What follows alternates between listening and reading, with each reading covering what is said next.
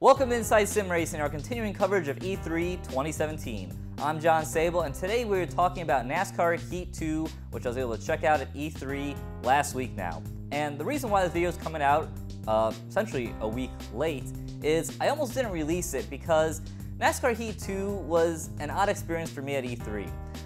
The main reason why it was odd is because the development team showed up to E3 with a gaming laptop in hand and two Xbox controllers, which on a channel like Inside Sim Racing, where we like to use wheel and pedals, it was a very odd way to show off a racing game at a major show like E3. Although plenty of people out there will play with only controllers, and that's fine, it's a racing game, and there's plenty of wheel and pedals out there at all price levels to try it out on. So I almost didn't do this video, but I'm doing this video because I was able to check out some features that I think fans of the franchise, or wannabe fans of the franchise, will be interested in, such as two-player split screen and the trucks at Eldora, which unfortunately I'm not able to show you because it's still too early to show that stuff, but I am able to at least talk about it. So let's go ahead and show what I can from NASCAR Heat 2 and talk about it.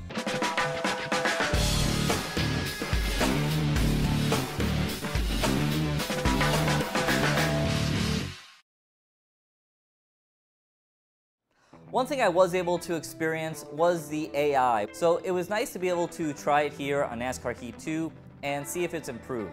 Now, one of the major issues we had with NASCAR Heat Evolution was the rubber banding of the entire field. Well, at E3 I was able to turn off that setting that would go and do that rubber banding and just set AI to 100%. And I have to say, they seem to do a pretty decent job of racing around each other and around myself. Now, I was only able to do a couple of races, and obviously I'm on the controller, and I'm terrible at the controller, so it's not the best representation, but it does seem that there might be potential for AI improvement this time around. As for the graphics, it's more of the same as NASCAR Heat Evolution. The cars look like they might be a little less reflective, but the graphics were supposedly turned up on a laptop, and I still saw a lot of aliasing happening. The damage model is still nice and more robust than most racing titles, but there's also some things I noticed, like the old smoke in the cockpit when spinning, which really needs to be fixed by release. I couldn't put my finger on it, but something just isn't working with the graphics in terms of the cars feeling in the same environment as the track. I don't know if it's a shading issue or reflections issue, but they just don't seem to be in the same world, and I can't quite put my finger on it. NASCAR Heat 2 will have stage racing just like the real world, for better or for worse in my opinion. But in my short time trying the game, I wasn't able to try it out myself, so we will have to check out that feature when we get our hands on the game here in studio.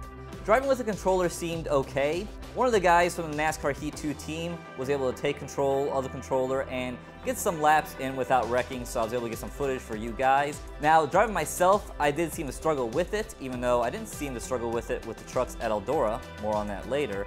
But on Daytona and Homestead, I did struggle a bit with the Xbox controller, but again, I'm not a controller player and I really don't like the Xbox controller.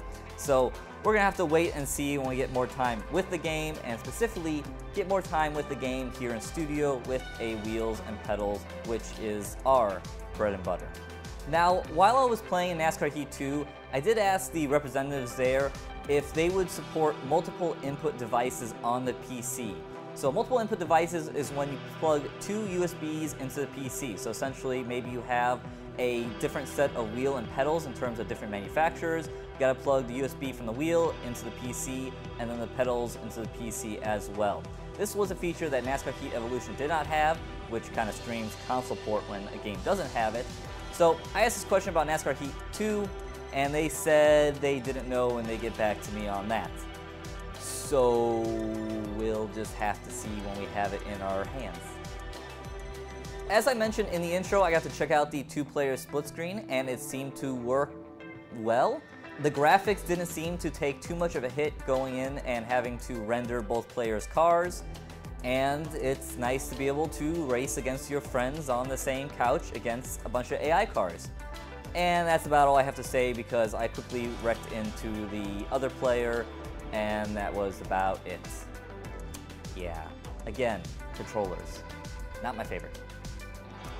So let's go ahead and talk about the most interesting thing that I did with NASCAR Heat 2, and it's actually the very first thing I did, because I asked about it right away, is I drove the trucks at Eldora. Now again, I can't show you that footage because it's not ready for public release yet, but I was able to check it out, and I have to say, it wasn't too bad. There was pros and cons to it. On the pro side, I was able to go and get the trucks sideways into the corner, which felt nice, and yeah, it was nice to be able to go and get a little bit of yaw in the truck, accelerate off the corners and all that good stuff. So that was cool. The AI racing-wise didn't seem too bad and kind of gave you space, but not too much space, and the dirt being kicked off was cool. On the con side though, is I was able to almost flat-foot the truck around Eldora, and if you've watched a race on TV or even driven the trucks in a simulator like iRacing, you know that the trucks take a lot of throttle control there. They aren't very fast compared to other dirt cars when on dirt.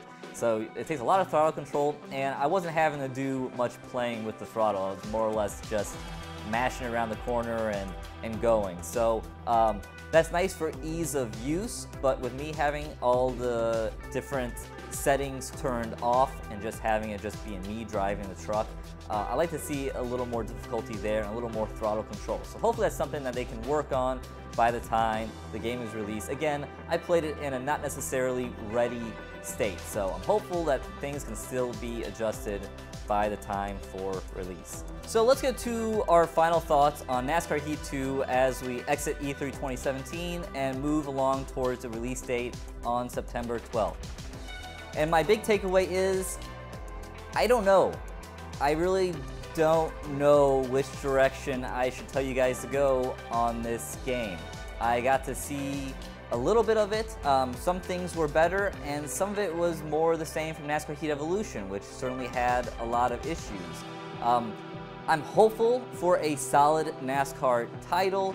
I've been a big NASCAR fan since I was 7 years old. I followed it every week for 20 years watching Jeff Gordon, and since he's retired, I've kind of been on the fence now about how much to follow things, like I think a lot of fans are, to be honest. But I really want to see a quality NASCAR game that goes out to the masses on the console and then, of course, PC as well. And yeah, it's hard to say if NASCAR Heat 2 is going to be that without more time with the game. Like I said, I think there's some improvements, and I think there's some stuff that has me pretty concerned. So that's kind of my take on NASCAR Heat 2. It's definitely a game that I would not suggest pre-ordering until you've seen some reviews, which honestly probably won't come out until about the time the game is released. So hold on to your money for now and wait for us, and I'm sure others, to give this game a little more of a proper go before you decide to go spend your hard-earned money and your limited time on it. So thank you for watching Inside Sim Racing. If you liked this video, please give it a like. Subscribe to our channel if you haven't. Check out our website, isrtv.com, for the latest news, reviews, and our always popular forums. Check out our Amazon affiliate links in the description below. Click on the link, shop through Amazon. Doesn't cost you a thing, but kicks back a little towards us. I'm John Sable. Thank you for watching Inside Sim Racing. Please take care of you and yours.